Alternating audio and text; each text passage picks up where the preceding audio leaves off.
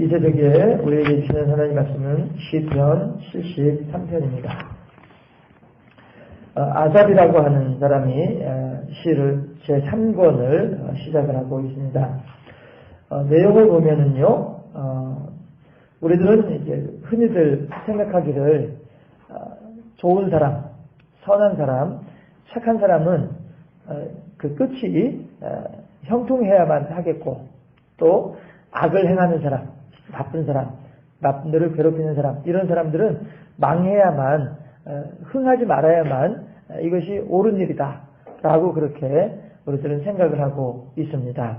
그리고 또 이 세상은 그렇게 진행되기를 바라고서 또 사람들은 살기도 합니다. 그런데 오늘 본문을 보면요, 이 1절, 2절, 3절에 보니까 뭐라고 이 아삽이 이야기를 하느냐 하면 2절에서 나는 거의 넘어질 뻔하였고 나의 걸음이 미끄러질 뻔하였다 이야기를 해요. 이게 무슨 얘기냐 하면 내가 낙담하고 내가 실망할 뻔했다 이런 뜻이 되겠죠. 왜냐하면 3절에 보니까 이는 내가 악인의 형통함을 보고 오만한 자를 질투하였음이로다. 악인이 하는 걸 보니까 너무 잘 되는 거예요. 이제 4절부터 12절까지 나오는 내용들이 그 악인의 형통한 모습들을 이제 쭉 이제 구체적으로 이야기를 한다는 말씀이죠. 대체 저 사람은 대체 저렇게 못된 짓을 하면서 저렇게 나쁜 짓을 많이 하고 저렇게 불법을 행하면서도 한 번도 이게 들통나지도 않고 적발되지도 않고 그냥 저렇게 잘 스무스하게 넘어가는 걸 보면은 너무 이상하다라고 하는 거죠. 대체 이 세상에 정의가 살아있나? 대체 이 세상에 하나님의 공의가 과연 어디까지가 하나님의 공의라고 할 수 있을까? 이제 이런 생각을 할 수밖에 없는 상황이 된다라고 하는 것입니다. 4절부터 12절까지 내용들이 이제 그런 내용들이 다 하는 것이죠. 악인들이 행하는데 아주 잘 되는 거예요. 그러니까 8절에서 보니까 7절도 한번 보면은요. 7절에서는 그들의 눈이 솟아나며 그들의 소득은 마음의 소원보다 많으며 이렇게 이야기해요. 예, 나는 이번에 한 이만큼만 내가 이 일을 해가지고 이 장사를 해서 요만큼만 이득을 얻어도 좋겠다라고 했는데 이만큼이 아니라 이만큼이 이 이득이 생기는 거죠. 그 사람들이 생각하는 것보다도 더 많은 소득을 얻는단 말이죠. 그리고 8절에서도 그들은 능욕하며 악하게 말하며 높은 데서 거만하게 말하며 사람이 교만하고 어떤 잘난 체하고 하는 어떤 그런 마음을 지금 표현을 하고 있죠. 그러니까 9절에서 그들의 입은 하늘에 두고 그들의 혀는 땅에 두고 다니도다. 그들의 입은 하늘에 두고 우리들보다 우리 머리 꼭대기에 있고 그러면서 우리들에 위해서 군림하려고 하는 어떤 그런 마음들을 그런 모습들을 지금 표현을 하고 있는 것이죠. 해서 11절에서 그 악한 사람들이 뭐라고 이야기를 하냐면 하나님이 어찌 알랴 지존자에게 지식이 있으랴 이거 몰라 하나님이 대체 이걸 어떻게 알겠어 하나님은 이런 거 알 수 있는 능력이 없어 이렇게 사람들은 얘기를 하고 한다라고 하는 것이죠.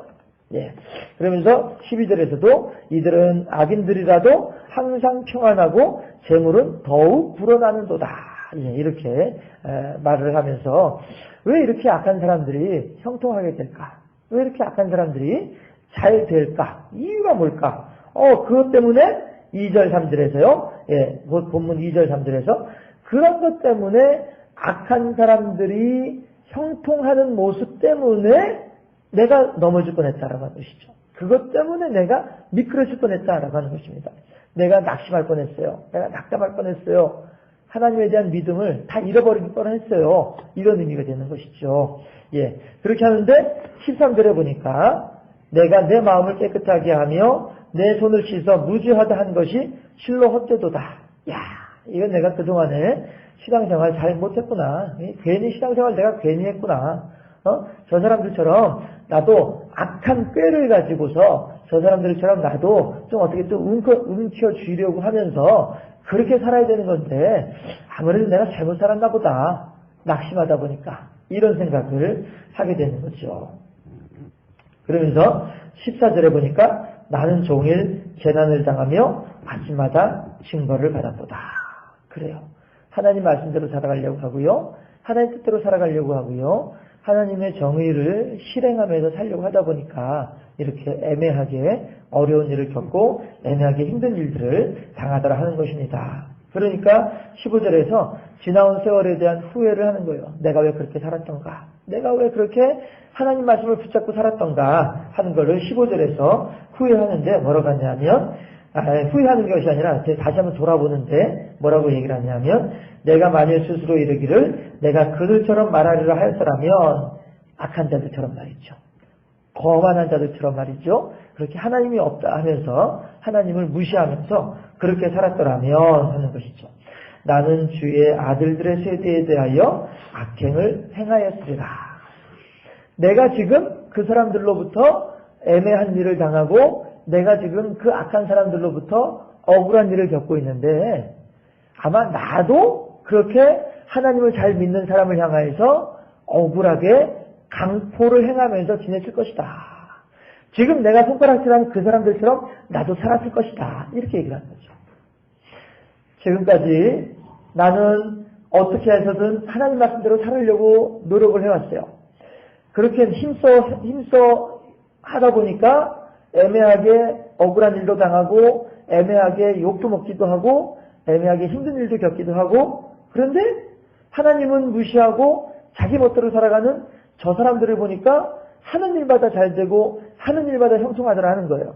그런데 그 사람들이 하는 일마다 잘 되고 형통한 가운데 어떻게 하냐면 하나님 뜻대로 살아가려고 하는 나에 대해서 강포를 행하더라 하는 거예요.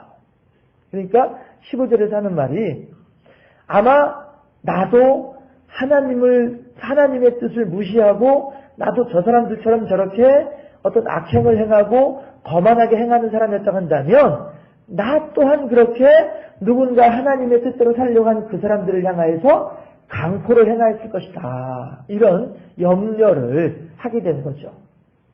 그러니까 역지사지라고 하잖아요. 입장 바꿔서 생각을 해보는.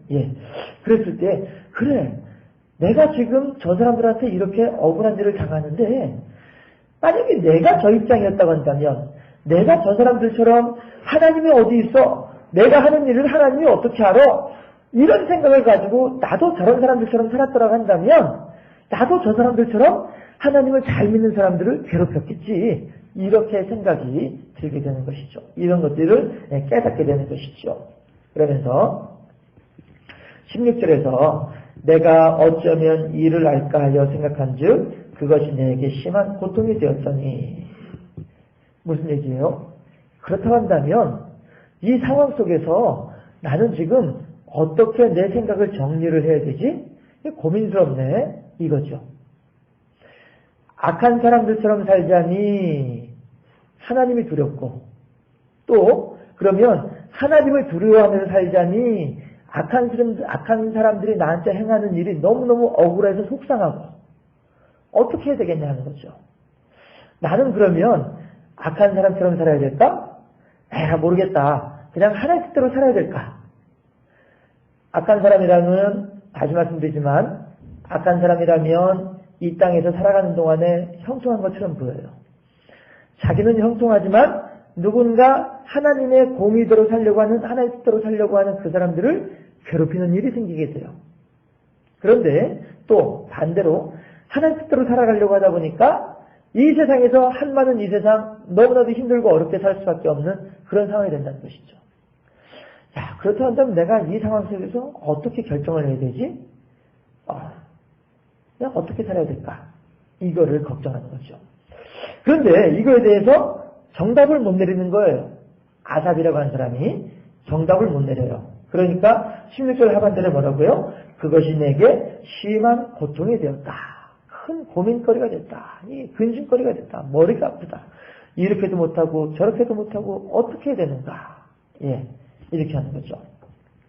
그렇게 할 때에 17절에서 하나님의 성소에 들어갈 때에야 그들의 종말을 제가 깨달았나이다. 하나님의 성소라고 한다면 물론 광야 백성들이 사막 한가운데에다 세웠던 그 성소를 이야기할 수도 있을 것입니다. 해서 그 성소에는 대제사장만이, 아니 제사장들만이 들어갈 수 있는 곳이 성소이거든요. 네, 해서 성전 안에는, 성막 안에는 누구나 양을 가지고 짐승의 제물을 가지고 들어가는 자들은 누구나 다 성막 안에는 들어갈 수가 있어요. 그러나 성막 안에 들어가면 넓은 이제 뜰이 이렇게 펼쳐지는데, 울타리가 쳐져 있는 뜰이 펼쳐지는데, 그 뜰 저편으로 보면 건물이 또 하나가 있어요. 성막 안에 보면 건물이 또 하나가 있어서 그 건물이 이제 성소가 돼요. 그런데 성소 안으로 들어가면 또 칸막이가 있어요. 그래서 그 칸막이 커튼을 젖히고 들어가면 거기가 지성소예요. 그래서 지성소는 대제사장만이 1년에 한 번 들어갈 수 있는 곳이 지성소예요.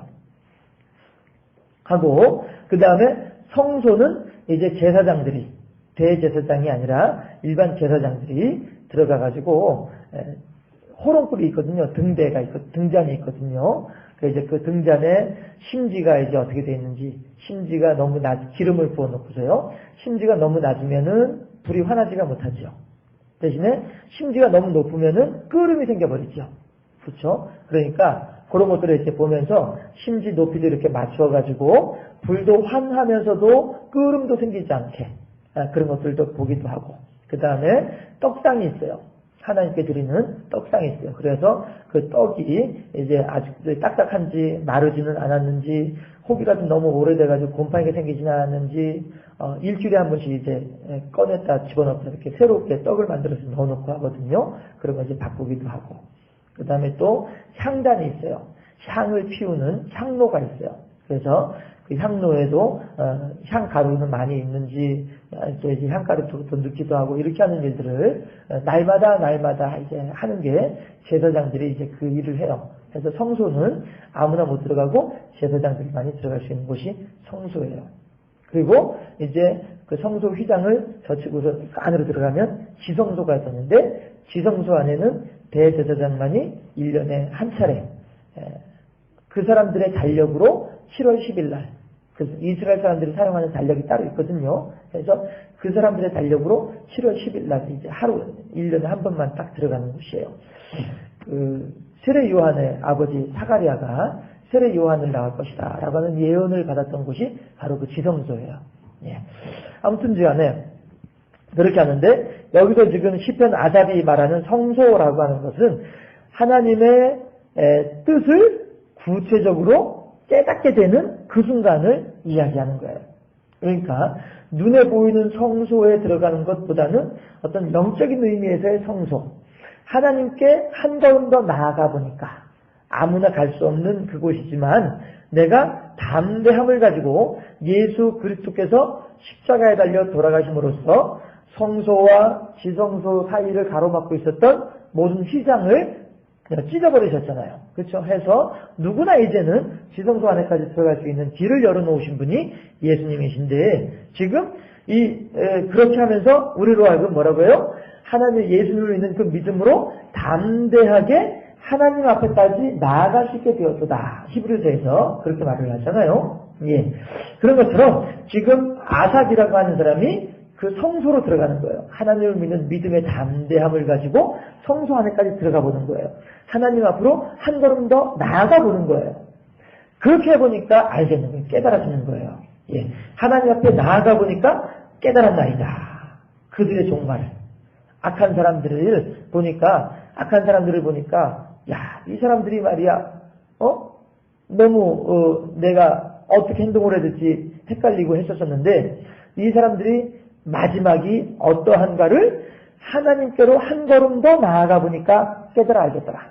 이리 갈까, 저리 갈까, 차라리 돌아갈까, 삼각지 로타리에서 그렇게 헤매고 고민하던 내가, 아니야, 그럼 내가 하나님의 편에 서 있어야지 라고 하면서 하나님께로 한 걸음 더 나아가 보니까 그제서야 지금까지 안 보이던 것들이 보이더라. 그게 뭐예요? 악한 자들의 종말의 때를, 종말의 모습을 비로소 보게 되었다 하는 것이요. 그러니까 17절 하반절에서 뭐라고 해요? 그들의 종말을 내가 깨달았나이다. 그러면서 주께서 참으로 그들을 미끄러운 곳에 두시며 파멸에 던지시니, 예, 미끄러운 곳은 어디에서 나와요?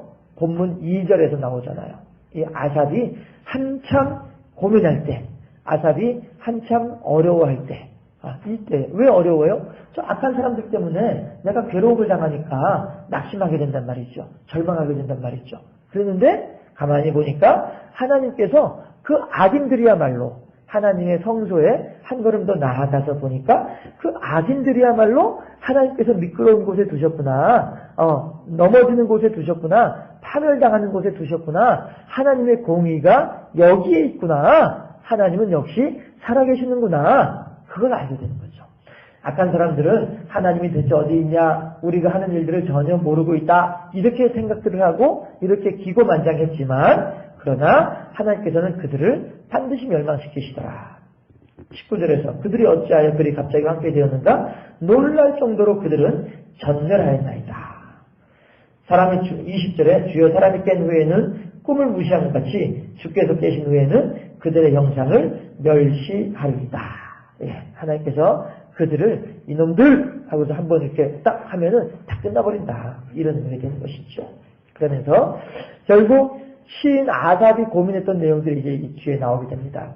아삽이 고민했던 것은 무엇이냐 하면 이 악한 사람들이 형통함으로써 나처럼 하나님을 잘 믿는 사람들이 낙심하고 절망하고 있는데 이거를 대체 어떻게 우리가 해석을 해야 되는가, 이거에 대한 고민을 했었는데 이제 그 악인들이 미끄러지는 모습을 보면서 하나님께서 그들의 종말의 때를 어떻게 계획해 놓고 계신지에 대해서 알면서 이제 더 이상 흔들리지 않는 거예요. 더 이상 당황하지 않는 거예요. 그래, 결심했어. 나는 딱 이쪽으로만 가겠어. 라고 하는 거죠. 그래서 오직 하나님만을 찬양하겠나이다 라고 하는 내용으로 이제 그 뒤에 나오는 내용들은 그렇게 하나님을 향한 의지, 하나님을 향한 신뢰, 이런 것들을 쭉 보여주고 있습니다. 28절 함께 합독하고서 같이 들어갈까요? 28절 말씀입니다. 하나님께 가까이함이 내게 복이라. 내가 주 여호와를 나의 피난처로 삼아 주의 모든 행적을 전파하리이다. 하나님의 공의가, 하나님의 정의가 많은 사람들에게 나타나지고 드러난다. 여러분 걱정하지 마시오. 그 사람들이 비록 지금은 흉통한 것처럼 보이지만 우리 하나님께서는 그들을 반드시 그냥 내버려 두지 아니하시고 그들로 인하여서 그들의 강포로 말미암아서 그들의 억압으로 말미암아서 지금 당신들은 힘들어하고 있지만은 걱정하지 마시오. 하나님께서 당신들의 모든 힘든 일들도 회복시켜 주실 날이 반드시 있을 것입니다.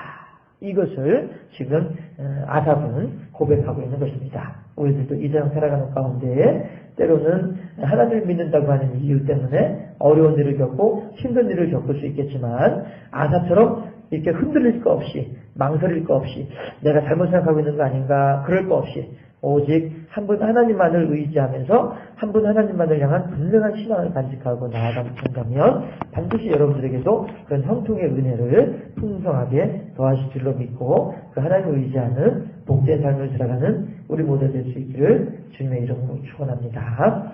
기도하겠습니다. 좋으신 아버지 하나님, 악한 사람들은 때로는 형통한 것처럼 보일 수 있을 것이고 악한 사람들은 때로는 자기들의 생각하는 대로 잘 이루어지는 것처럼 느껴질 수도 있겠사오나 하나님, 아삽은 하나님께 한 걸음 더 나아가고 하나님을 향한 믿음을 간직하며 하나님을 향한 신뢰를 한 번 더 고백하게 될 때에 그는 이 모든 일들을 깨닫게 되었던 것처럼 우리 또한 그렇게 때로는 시험에 들고 때로는 낙심하는 일이 있을 수 있겠사오나 그럴 때에 한 걸음 더 하나님께로 가까이 나아가고 한 번 더 우리들의 마음을 하나님을 향하여 결단할 때에 하나님께서는 우리들에게 큰 은혜를 더하시고 복을 더하시고 형통함으로 함께 하실 줄로 믿습니다. 오직 하늘 위에 주님밖에 내가 누구를 높일 수 있겠는가 고백하는 시편 기자의 고백처럼 우리 또한 그렇게 하나님만을 높이고 하나님만을 의지하는 삶을 살아감으로써